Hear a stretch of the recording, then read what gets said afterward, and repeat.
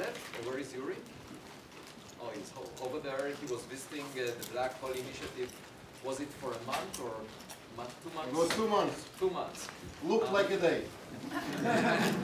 And we were very happy to have him. Originally, he was from Russia, but he did some very important work on radio emission from black holes. He will talk about radio-selected blazars as an origin of high-energy neutrinos. So, as some of you know, the highest energy neutrinos, TeV neutrinos that were detected, it's not clear where they're coming from, so Yuri will tell us his view. And then we'll hear from Kevin Napier from Michigan, who will tell us about deep discovering thousands of ultra-faint Kuiper belt objects. That will be very interesting. And then finally from Ludwig Voss, LMU in Munich, who will talk about simulating the local cosmic web. So we'll start with Ingu. Hi everyone, can you hear me? Can you hear me? Yeah, okay, thank you. Thank you very much invitation. I'm Shin, postdoc here at CFA. I'm working with Jennifer Yi and Wei Cheng Zhang, another postdoc here, maybe sit down here or something, somewhere. And I will show you my recent work. It's application of the microranging method to detect and characterize exoplanets. First of all, I briefly introduce the microranging method to exoplanet detections. On the left side, I present the first microranging planet found by Ogle and Moa survey. As you can see, the background source here. Background source is brightened when when foreground object passed the line of sight. Simply said, the foreground object acts like a lens. The point is that if the lens is the planetary system, there exist anomalies, like here, anomalies on the light curve. In this panel, I show the theoretical view of this event, how the planetary system makes the anomalies. So, these anomalies depends on the shape of these anomalies, depends on the mass ratio of the system and separation between host and planets. So, the first step for the microranging planet detection is identifying these anomalies. I try to find the planets using the KMTNet survey data. The KMTNet is a telescope network consisting of the 3 identical 1.6 meter telescope. The telescope equipped the wide field cameras. The field of view is about 4 square degree.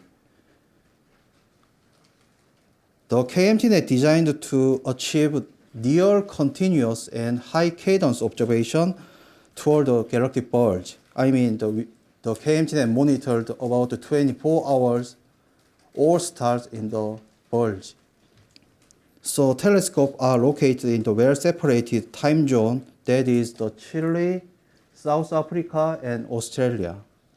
So based on this KMTNet survey data, I try to find the planets. As I mentioned, first thing is to find the planet, we should identify the anomalies on the light curve. How do we find these anomalies? Here I present typical anomalies indicated by planets. This is the bump-shaped anomalies on the left and deep-shaped anomalies on the right. The conventional way to identify these anomalies is by eye search. I mean, we have tried to find these anomalies just by eye inspection. However, by eye search cannot guarantee finding all anomalous events. I mean, this is a big obstacle to build a complete microranging planet sample. This means there may exist some missing planets. Here are examples of anomalies found by eye shown in the blue box, and in the red box I present missing anomalies from the by eye search. Actually, these anomalies are almost same. The pictures are almost identical. In the blue box, you can see the bump or deep shape or duration or perturbation level. I show these kind of the things. And you can see these anomalies are almost same. But the anomalies in the blue box, we can find these anomalies by eye, but in the red box, we cannot find these anomalies by eye search. Why we cannot find these anomalies? The main reason is that simply the coverage of the anomaly and data quality. If the coverage is sparse for this, please see the bump-like shape. If the coverage is sparse, the anomaly can be easily misunderstood as just outliers.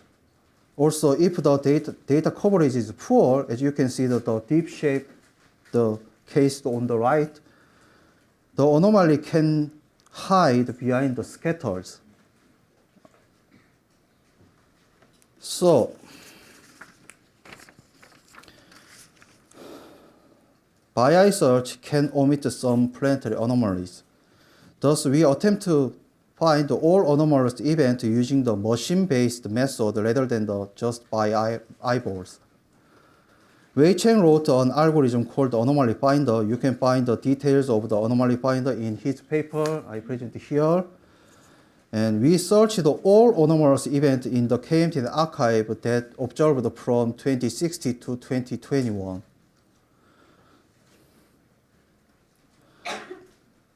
These systematic search conducted for each year data. Also, we separately conducted the search for high cadence field and low cadence field. High cadence field, the cadence is about 2 or 4 hour inverse.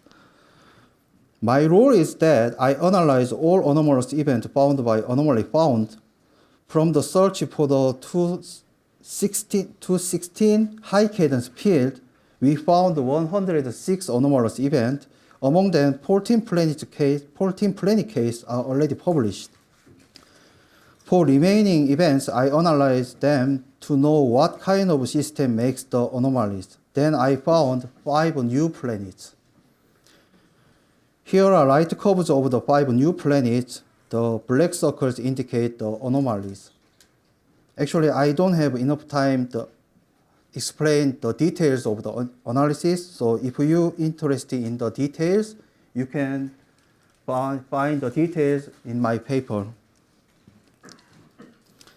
I believe you're more interested in the planet properties. So I present the planet properties on the usual parameter space. X-axis means indicate the planet mass. The unit is the Jupiter mass.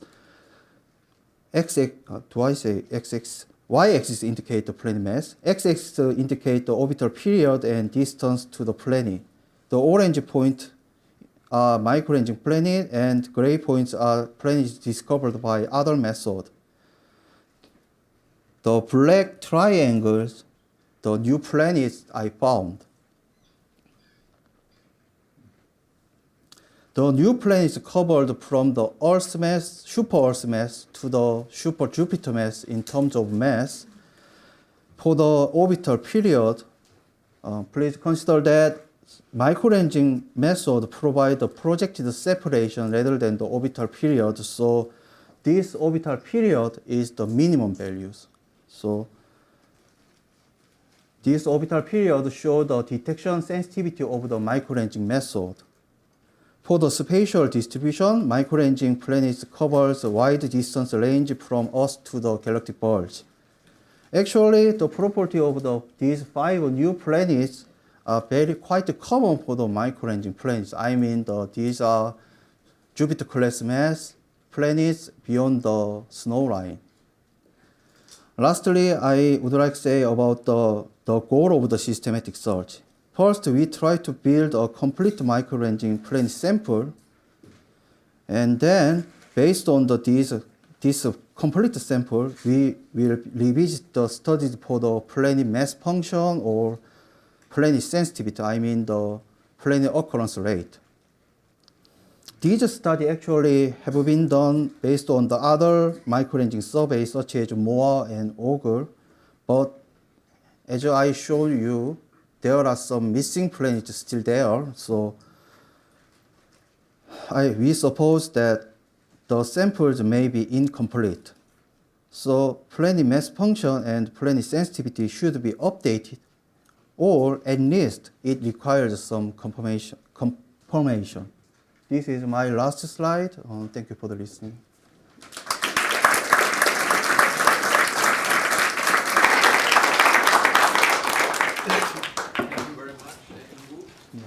In the same sample, you could also look for binaries, right? Binary stars, lensing.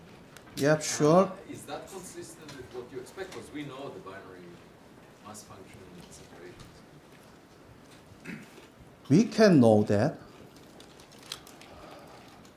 We have already some properties for the binary or something, but usually, currently, microranging people just focus on the planets rather than the binaries. So if I found the binaries, okay, this is a binary, just dump that. Okay. Well, unless it's a black hole companion. So you can find black hole companions. Yes, that is a very strong point of the microranging method. Microranging method can find any object from the planet, including the free-floating planet, to the binary black hole binaries, but still we don't find any. Actually, there is one case, but still this is really challenging to find the black holes now. Once again, now we just focus on the planets. Rest of them. Well, black holes are of interest to some of us. Yeah. If we found, well, okay, I will write a nature paper or science paper or something. Okay, other questions, comments? Well, it looks like everything was very clear, and congratulations for finding these new systems, and we look forward to seeing more discoveries. Yeah, this is a series work, so we will find more planets. Thank you.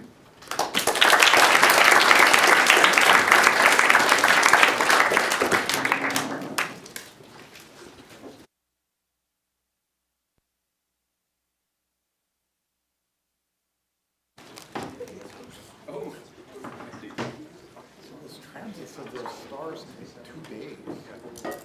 Transit of Mercury is an hour or something. Mercury's close and it's fast.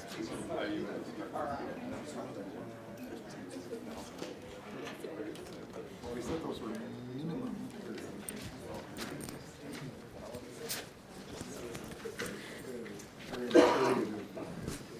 Okay, let me check that you can hear me. Yes.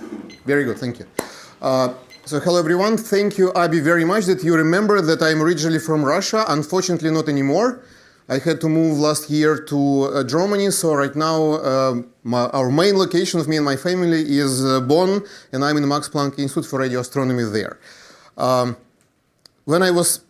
have chosen to present to you today a topic which I hoped will be the most interesting from all what I'm doing for the recent years. We have started doing this neutrino astrophysics only several years ago. I hope that it will be most interesting for you here, and my main goal today is to convince you that it is something which is truly important to start thinking about and even considering to spend part of your time, I mean work time, in a hope that you will start enjoying it as much as we did for the last 3 years. Okay? Neutrino astrophysics, high energy neutrinos.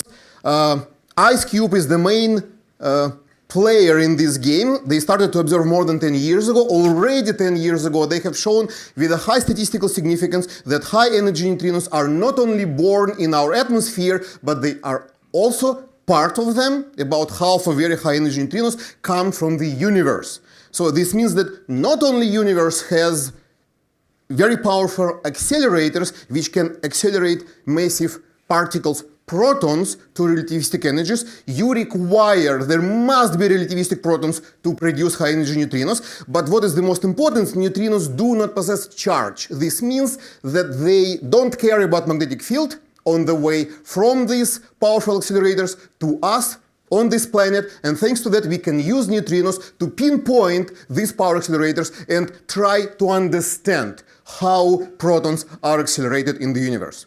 Sounds great. More than 10 years of observations and only one identification of a blazar. Blazars are obvious, is one of several obvious choices to produce high energy neutrinos, right? Because until recently, I'm not giving you any barred information, so until recently, neutrinos were uniformly located on the sky. And so this means that not our galaxy, far away, blazars must be the sources. All right, these are accelerating machines. Theorists tell us that we don't know how they will accelerate protons, but still there are black holes. We know from several years ago, accretion disks, jets. There must be some way to accelerate, hopefully also protons. But only one identification through 12 years of, or 10 years of IceCube observations. Strange. How did IceCube have found this one case? You can see it here on the screen, Texas 0506 plus 056. When you produce neutrinos, on the way you cannot avoid, you also have to produce gamma ray photons. Through pion decay, on the left-hand side, you see pi 0, you have gamma ray photons. So our colleagues have used gamma ray street light, looking under it, and searching for cases where you see high energy neutrino, and then gamma ray flare on the sky coming from this wonderful Fermi LAT telescope. And then, okay, they have seen a coincidence, and with about 4 sigma significance, 2 science papers, here is your result. But it truly looks fishy, right? 10 years and only one object, could it be just a coincidence? Who knows? So we decided to try to check it, coming from another perspective. Before I move to that, just one important point. After the IceCube result was announced, many papers on the right-hand side, and these are not all of them, were published showing that there is no statistically significant link between the full set of high-energy neutrinos and gamma-ray Fermi sky. Very strange. Okay, so we said, okay, why don't we try to use radio data? Sounds crazy. Okay, because these are such low energies. We are so far away from these energetic processes. At the same time, so radio and VLBI is the only option to directly see the action. And VLBI, we thought, works as a very nice filter of extragalactic nuclei with jets looking at us. So why don't we try? So we did, and we have found out the following. You see main results on this slide. We have used a complete sample of VLBI selected blazars. We have used a complete sample of all published at that time high energy neutrinos by IceCube. And we have found out, with a significance of about 3.5 sigma, that indeed neutrinos somehow manage to arrive from the sky, from positions on the sky, which are preferred by the brightest VLBI selected blazars. So which are preferred by blazars having the strongest synchrotron emitting radio jets. I underline that the accuracy of positioning of neutrinos is quite low. It is much poorer than what you have even from gamma rays, so it is on the level of a degree or several degrees. And also systematic errors should be somehow taken into account. To visually tell you, so or bring you this message, please take a look at this histogram.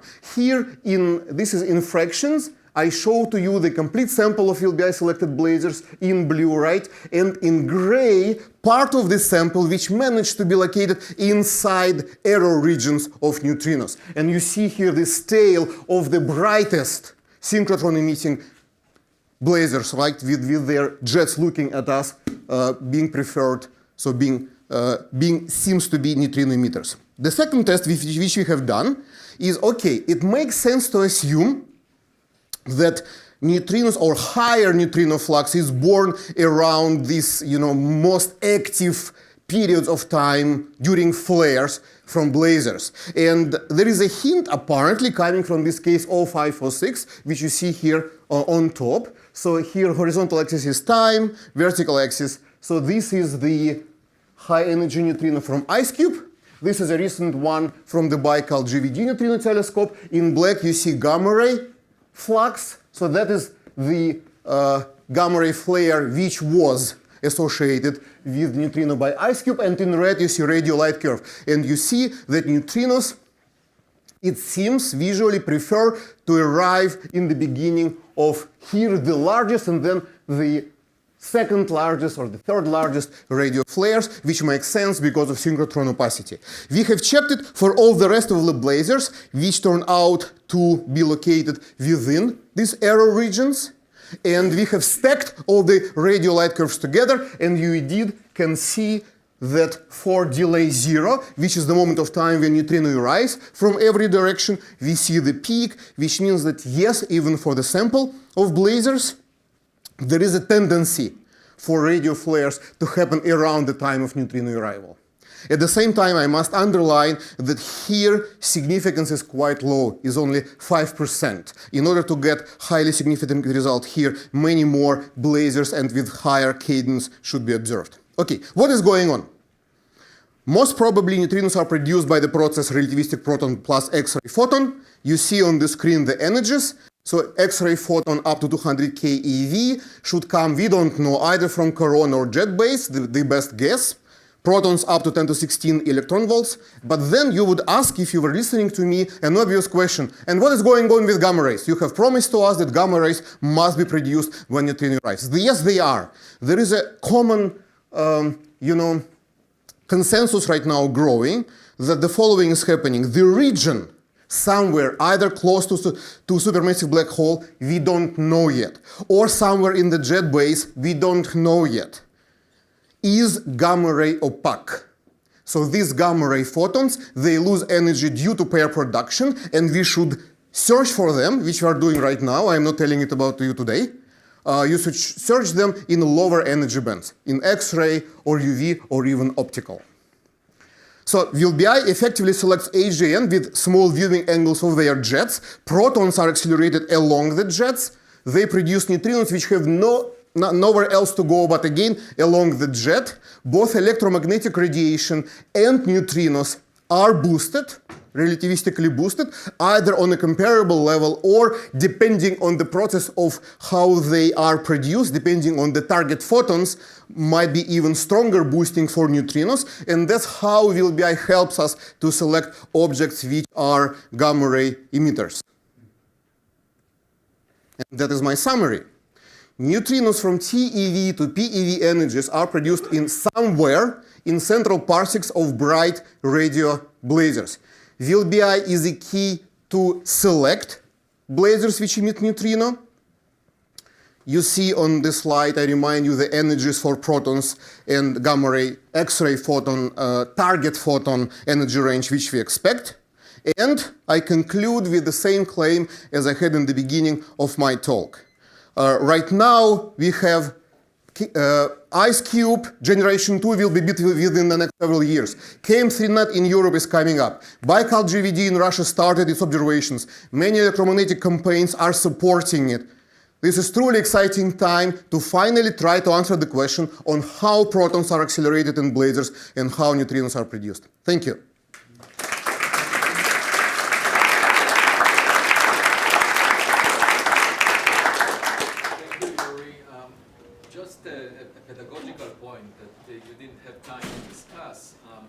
You don't see the gamma rays. Obviously, it's possible that it's gamma-gamma opacity, but there is another channel which is not mediated by proton-proton or proton-gamma collisions. I realize it has a lower cross-section, but you can produce neutrinos just by weak interaction electron-electron. So if you have a radio flare of relativistic electrons, they could produce neutrinos of the same. So the question is, can you rule out, I mean, I realize it's a lower cross-section because of weak interaction, but maybe lower by 1 million or maybe, depending on the energies of the interacting electrons. Can you rule this out, that the electron channel? So as far as I understand, our colleagues coming from the theory have estimated that, and they have shown that you cannot nearly get the neutrino flux to a level which is being observed by the electron-to-electron interaction with the cross-section, which we apparently know very well, and with the number of electrons which we have. I see. So it's definitely hadronic. Yes, true. Go ahead.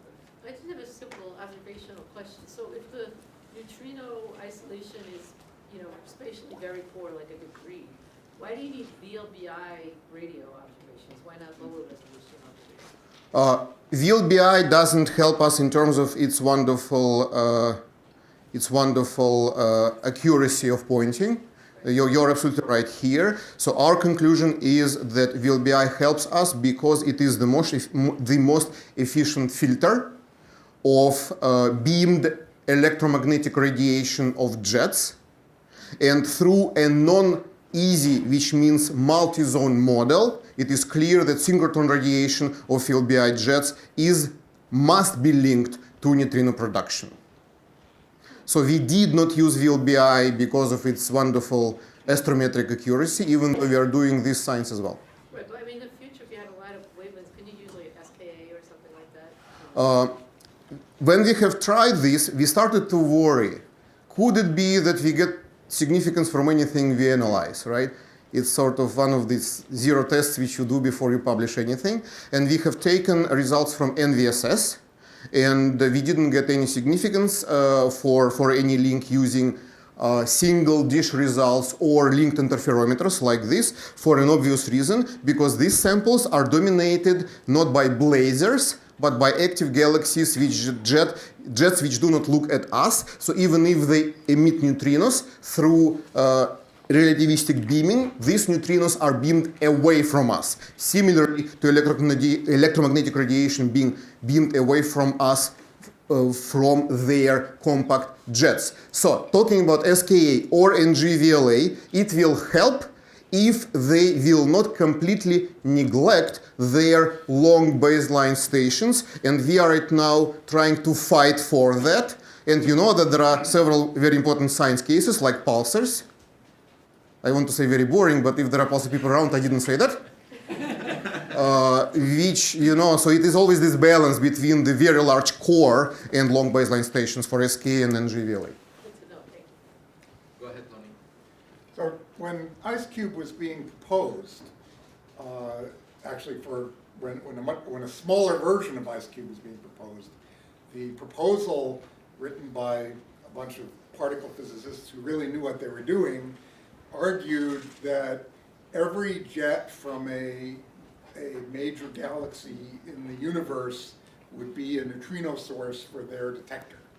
And that clearly was not true, but you seem to be approaching now that many of these objects in fact are neutrino emitters, but they're perhaps 1,000 or 10,000 times weaker in the neutrino production than they had anticipated. You remember egret times? I mean, you do remember egret times. Yeah. So through egret times, there were debates if outside of our galaxy, gamma ray emission comes from blazars or not. And even when egret stopped observing, there was still no agreement in the community. Right now is exactly the case, the same situation for neutrino astrophysics. People still don't agree, I mean the whole community, if blazars are major component of high energy neutrino emission or not. So what we will truly need to have is IceCube generation 2 and large KM3net and Baikal, so that we will improve not only the statistics in terms of the number of neutrinos, but also in resolution, because we need to get these errors to get smaller. Okay. Yuri, you forgot to mention one benefit of high energy neutrinos relative to radio, and that's you give a name to every neutrino. Whereas in the radio you have so many photons you can't really tag them. I hate it, because even the way how you think and how you perform this analysis and then all this compensation for all your trials, it is killing me. So to me this is not any benefit, okay? I mean, I'm fine just giving my name to my kids and that's all. Let's thank Yuri again. Thank you.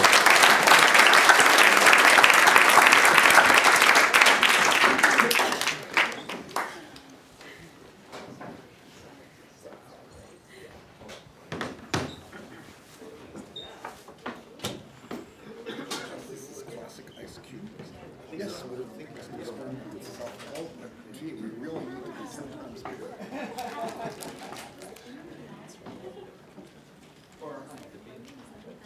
the rest was getting up to it, right? It's just a 100 times bigger than the original.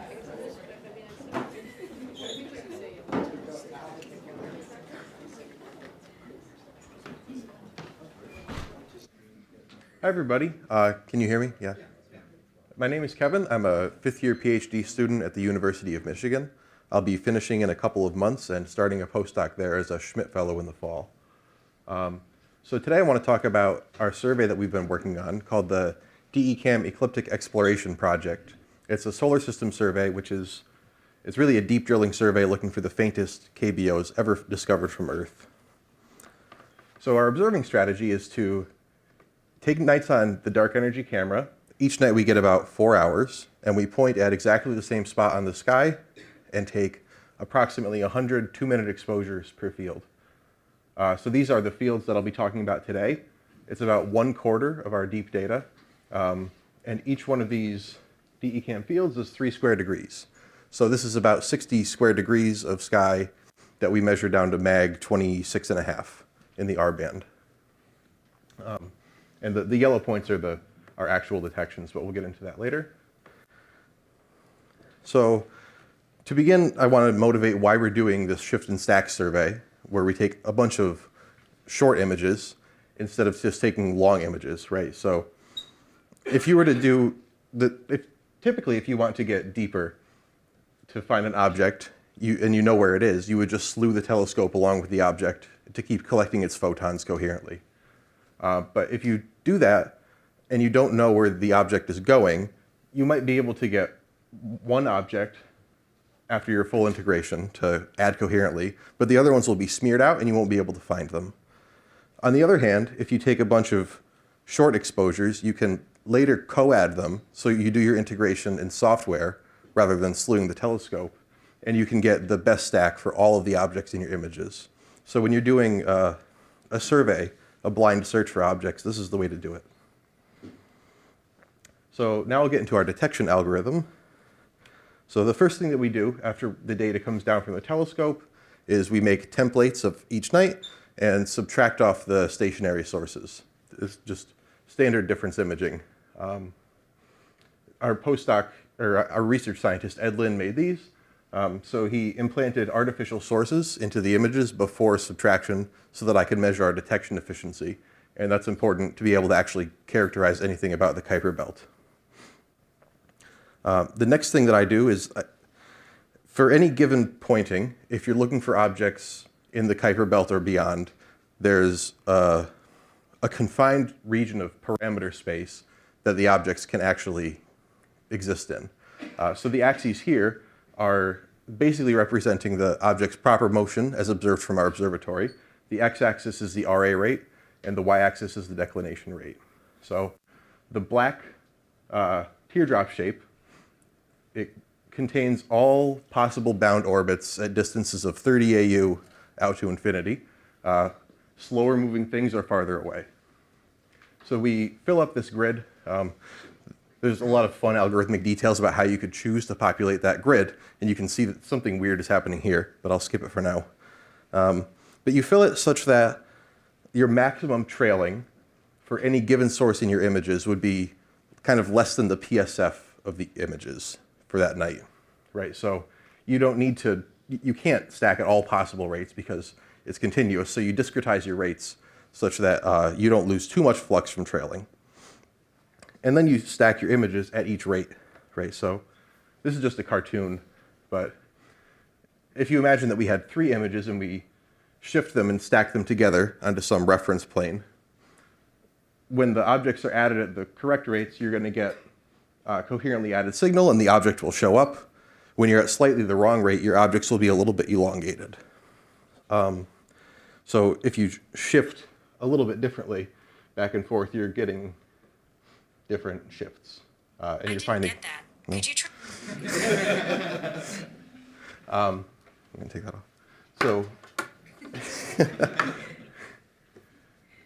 So we shift at many rates, and at each rate we extract sources. And just to show you some actual real data, these are shifts at exactly the right rate for for some objects that we found. The one on the left has an R-band magnitude of 25. The one on the right has an R-band magnitude of 27. You can see that in individual exposures, so when these are at 0 image stacks, you can't see either one. You can see the mag 25 one after maybe 5 or 10 images. You can see this one after 50 or 100 images. So these things are really hard to find, and they really are down in the noise. But we pulled them out. We also pull out a lot of junk. Our signal-to-noise ratio of good stuff to junk is about 1 in a million. Okay, we can't look at it all. So I trained some neural nets on synthetic data that we created and some pre-existing stuff from back when people used random forests to train a neural net that just basically rejects anything that's not point-like. So we take all of our sources, filter them through my neural nets. Anything that looks kind of point-like is kept, and we write it to a catalog. Then the objects that survive into the catalog stage, we need to refine, because if you remember before, we had this fairly discrete set of rates, and in order to make sure that your object is well measured, you need to now go onto a continuous grid.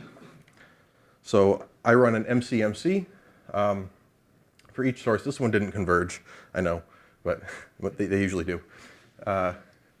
And this simultaneously optimizes the signal-to-noise of our source and the RA and dec rate, and at the same time, it measures our posteriors for the sky position and the rates. So we have well-measured uncertainties in all parameters. And after I've done that, I make this image, which is just, this is the best rate, and then I'm systematically offsetting by in each direction, so RA rate and dec rate. Because when you systematically offset, you see you get streaky on purpose. Sources that are not real things don't tend to get streaky like that on purpose. So we show this image to a neural net because it's a very visual thing. It kind of looks like a monopole pattern. And the neural nets do a really good job of cutting down the junk. And at the end, so we had started with about a 1 in a million ratio, and now we're at about 1 to 1. So 1 true positive per false positive. So how do you account for your false positives? So we do this thing called the reverse shifted stack. At the bottom left is all of the sources that resulted from our forward shifted stack. And at the upper right, we flip our rates that we're stacking at so that everything is by definition a false positive. And we run the same pipeline, and those are the results. And you can actually see here this overdensity that doesn't exist up there.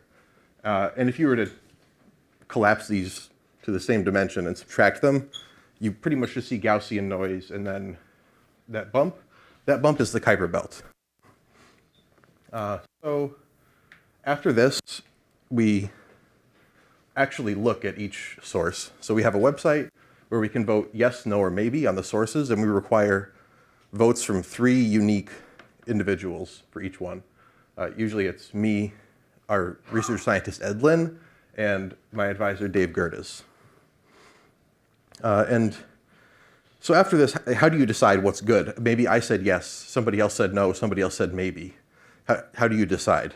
So this all happened during COVID, so I was thinking about medicine. And if you think about medical tests, this is the way that you can tell if you have a false positive or a true positive, or the probability that your true positive is a true positive, right? So the odds, so now we're talking about betting odds instead of probabilities, because it's easier to formulate Bayes' theorem in this way. But the odds that an object is real, based on the votes that it's given, are just equal to the prior odds that it's a good source, that it's real, times the product of the Bayes factors of each of the voters. So the yellow thing, the prior odds of it being a good source, you basically get from the excess from the forward shift and stack over the reverse shift and stack. And then the Bayes factor for each person is the probability that they voted their vote on a good thing divided by the probability that they voted their vote on a bad thing. And we can measure both of these because, as I mentioned before, we have our implanted sources, which are by definition good things. And we have our reverse shift and stacks, which are by definition bad things, right? So then the probability that an object is good, given the votes that it received, is just the odds divided by 1 plus the odds to turn it back into a probability. So now we're not working with discrete Kuiper belt objects, right? We're working probabilistically. So you could discover 0.1 of a Kuiper belt object. So this is our result. This is our detection efficiency for all 20 fields. That's this yellow dotted line up against the limits from solar system searches from the Dark Energy Survey and a dedicated solar system survey called the Outer Solar System Origin Survey. And the LSST projection is in yellow. So we get pretty deep. Our mean limiting magnitude is about 26.2 in the R band. But our deepest nights go out to 26.7. And these are all of our detections. It's about 2,300 single night detections. And since they're just single night detections, they don't have well-determined orbits. But it turns out that you can still do some science with them. So if we look here at this same image I showed before, the rate of an object roughly corresponds to its dynamical classification in our fields. This depends on where you're pointing at the sky, how pure you can get. But for our fields, it turns out that you can isolate about a 70% pure sample of cold classical Kuiper belt objects. Now, a cold classical Kuiper belt object just has a nearly circular orbit and a nearly zero inclination orbit. They're kind of relics of the solar system's formation, and they're very sensitive probes for planetesimal formation. So a particularly interesting thing to measure for them is their absolute magnitude distribution. Now, solar system absolute magnitudes are basically the magnitude that an object would have if it was 1 AU from you and 1 AU from the sun at opposition, which is not physically possible, but it's just a way of scaling to size. So if you want to think about it as their diameter, that's at the top axis, corresponding to the bottom axis. The previous state of the art got out to about 8.3. We go to 10.5, and Arrokoth, the snowman-shaped object that the New Horizons mission flew by, is at about 11.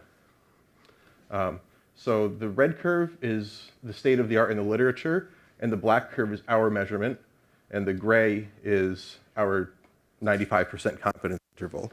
So we match with the literature all the way out. And that green point is the deepest solar system survey ever done. It was 0.019 square degrees on the sky, and they found 3 objects, and this is the projection of the size distribution from that survey. And this particular fit is called an exponentially tapered power law. It's not something that somebody just cooked up. It's actually predicted from models of planetesimal formation called the streaming instability, which I don't have time to go into today. But it is actually consistent with our survey, with the shallower survey that had a larger area of sky than ours, and with the deepest survey that's ever been done. So it's a pretty good fit right now to all of our models, or is a good model to all of our data. So I'll stop there, and I'll take any questions.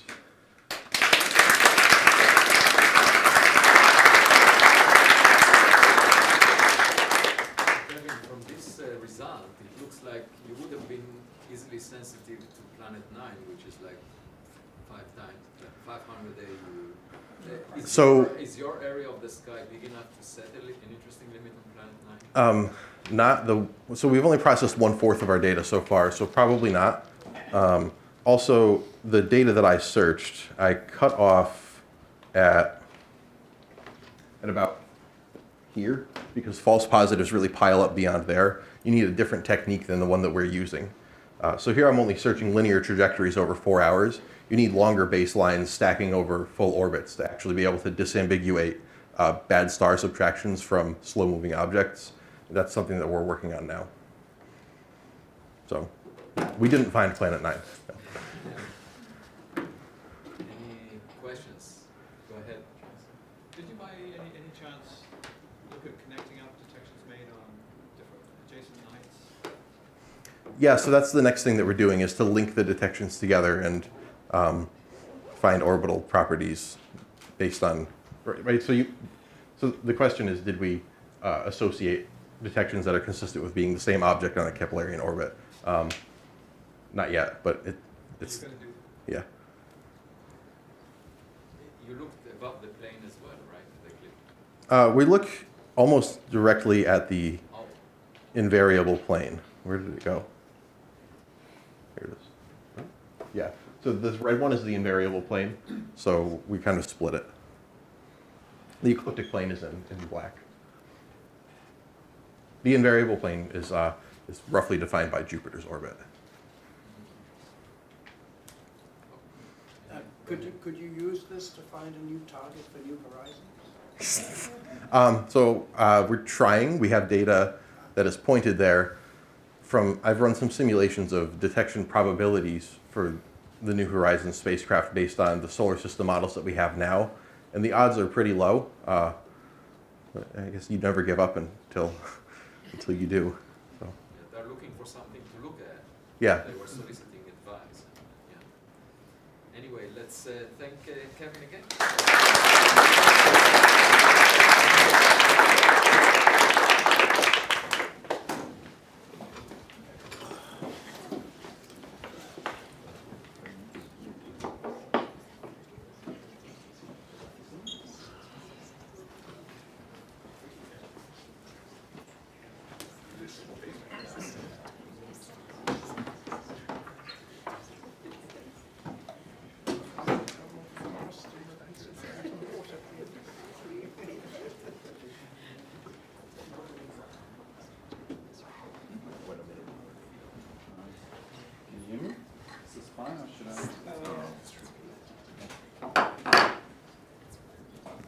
Is this better? Yeah. Okay, thank you.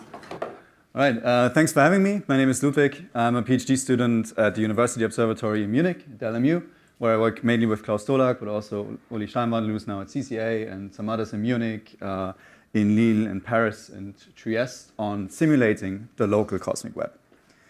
Now, this is maybe a controversial picture here, but it's the high energy sky as seen from orbit from Earth by eROSITA. And yeah, as you can see, you have a number of interesting features like these Fermi bubbles that outflow or likely outflow from the AGN at some older, from Sagittarius A star at some older point. You have supernovae, and you have the objects that we are mainly interested in up there, like the Coma cluster at the very top, Virgo cluster, Fornax cluster, and Perseus.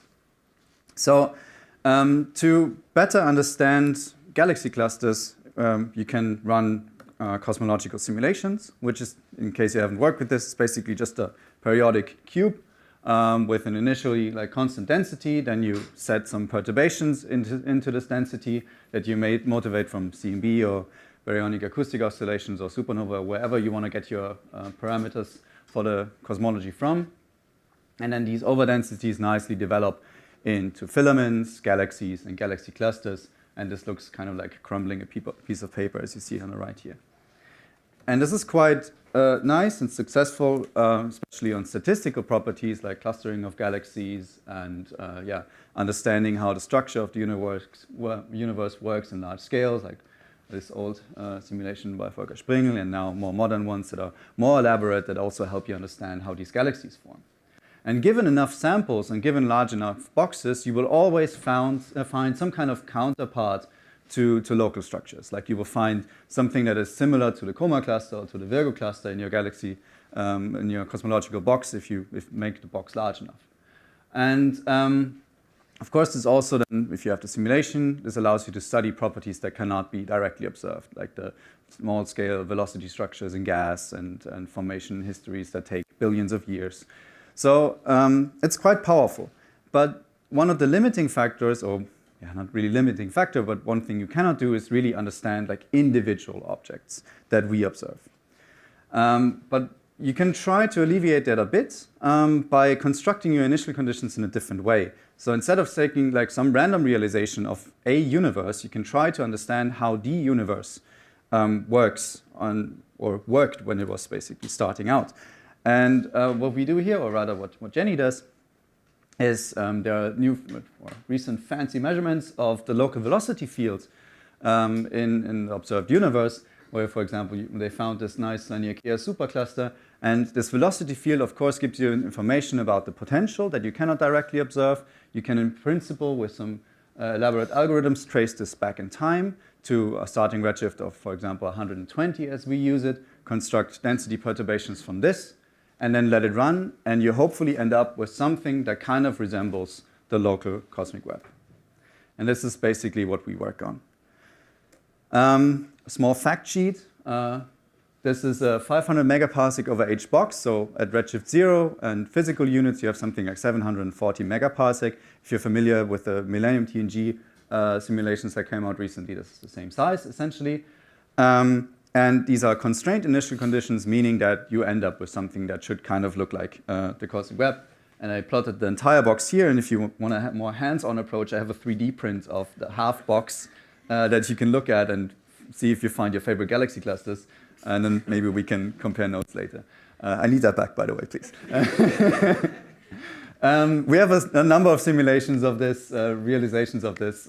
Full physics, meaning star formation, stellar feedback, AGN feedback, supernova, and all of that kind of stuff. And what I mainly work on is a non-radiative MHD simulation of this. So we have magnetic fields, but no star formation and no AGN. And also attached to that is a spectral cosmic ray model, which is what I work on in my PhD. So basically we attach populations of protons and electrons to each of our resolution elements, so the gas resolution elements, and evolve these spectra in time with a Fokker-Planck solver. So as you can see, like particle resolution is, we have about 30 billion particles in this box. Each of these carries one of these populations, and at this mass resolution, which is not too bad.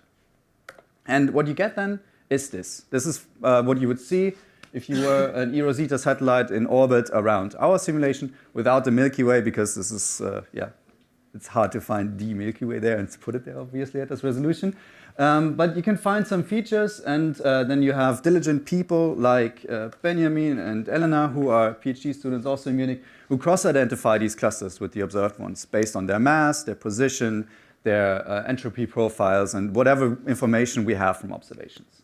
And you can see we have like a Coma cluster, Virgo cluster, Fornax, Perseus, Centaurus, and Hydra. And if you are missing your favorite close-by galaxy cluster on this, feel free to send them an email, and they will hopefully find one. Klaus published this recently. It's on the archive already, just the introductory paper, and more papers will follow. And if you compare this, like again, with the observations, you can see Virgo is kind of in a good spot. Coma is a bit off, but Perseus, if you look to the left, is also all right. It's all at least like in the right quadrant. And this is very sensitive to where you sit in the box. So we're quite happy with that result. And then if you look at, for example, the Coma cluster in one of the lower resolution but full physics simulations, you can see that the morphology is also there quite nice. So this is the Hubble image. This is our Coma cluster. Unfortunately, it's a bit dim. But you get these double BCGs. And so we're quite happy with how closely it resembles the universe. And then you can take a step and look at the stuff you cannot directly observe, which is basically what I work on. This is the cosmic ray electron pressure component that you get from these cosmic ray electron populations attached to the gas particles. If you want to look at the paper about how this model works, it's up there. And this is basically traces injection by shocks. So merger and accretion shocks is what we see, the injection happening, and adiabatic compression as they fall and advect into the clusters. And you can see a number of cool features. So we have pretty active clusters. For example, Coma up there is pretty bright. It's pretty difficult to see in this projection. And then you have others like Perseus, who's happily sloshing around. And I think that's Hydra that's also doing a lot of things. And the other thing that for the science that I'm working on at the moment is the most relevant is that you have a lot of cosmic rays also sitting in the cosmic web. Which could be interesting then for synchrotron emission. But for synchrotron emission, you don't care about the pressure, you care about high energy electrons. And since this is a spectral model, so I basically evolve how many, the population of these electrons, so I know how many of these sit at which energy, I can just take a fraction of this population and say, okay, I care about everything above 1 GeV. And this is the energy contained in electrons above 1 GeV in the simulation, where you can also find very similar behavior. For example, you have these active clusters where basically there's a lot of injection around the accretion shocks, or rather it's, there was a paper at Zhang et al. For high resolution. These are most likely collisions between merger shocks and accretion shocks that seem to be very efficient in accelerating these electrons. And then on the other hand, which is what I'm working on at the moment, you also see a lot of injection around filaments in the cosmic web. These are mainly accretion shocks because the internal shocks are not too strong because there's just not too much energy in these mergers. But I'm personally very surprised by how much there is. And then, you know, for synchronous emission, you need two ingredients. You need these relativistic electrons, and you need a magnetic field. And that's basically what I'm working on at the moment, doing a small parameter study, given this is the energy I have in electrons from my models that I put in. I have an intrinsic magnetic field, but I can also assume some other magnetic field models and see what is the synchronous emission of the cosmic web that we could predict. And then hopefully some radio astronomer can point to an interesting feature and find something, because it's currently still out of reach. But from what it looks like, as you can see from this dim picture, it will probably be out of reach for a while. This is a very conservative magnetic field model in this case, so I expect this to be very low. And it's very hard to see here. I'm so sorry. It looks great on my laptop. But in principle, you see very nice filamentary emission in the cosmic web. It's just not much. But depending on the models you use, the more aggressive you are with the magnetic field you plug in, or the one you use from the simulation, the more you get in these filaments. And that's basically a paper that will hopefully be out by next month. So to conclude, we're quite happy with how closely this resembles local structures. So it will hopefully help us understand where to look when it comes to the synchronous emission. To my knowledge, it's the first current generation cosmological simulation with a spectral cosmic ray model. And we are working on making predictions for radio emission of the cosmic web. And to give a bit more of an outlook, Klaus and I are also looking at radio emission, Chroma, Perseus, and Virgo. I'm almost done. And then I'm also working in parallel on a paper for the prediction of diffuse gamma ray emission from the sky, because we also have the information of the protons. And as we heard before, you have this pion cascade that could produce gamma rays. And this is also not yet observed. So yeah, I'm very excited about this, and I'm happy to chat with you if you are interested.